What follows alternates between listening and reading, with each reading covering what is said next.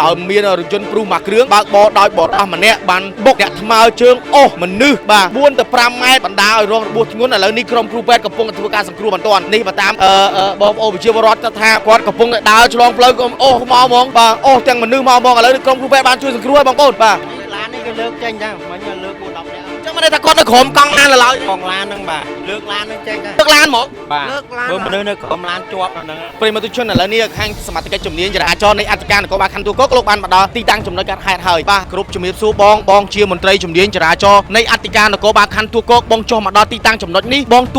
ទួលបានព័ត៌មានបាត់ធំយ៉ាងម៉េចដែរបងតាមមិនដែរបងចាប់ទីបងធ្វើការតាមទីទទួលបានថាមានមនុស្សរបួសឬក៏មានមនុស្សស្លាប់បងរវាងអីនឹងអីដែរបងអ្នកដើរជាមួយរថយន្តស្ថានភាពឡានមកពីណាហើយអ្នកដើរមកពីណាដែរបង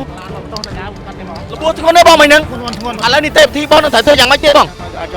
ខ្ញុំមកយកបាទអរគុណបងដែលក្តីគោរពដែលបងប្អូនប្រជាពលរដ្ឋគាត់ជួយទាញណាគាត់ជួយទាញមកបាទគឺរថយន្តព្រុសដែលពាក់ស្លាកលេខភ្នំពេញ 2BO បាទ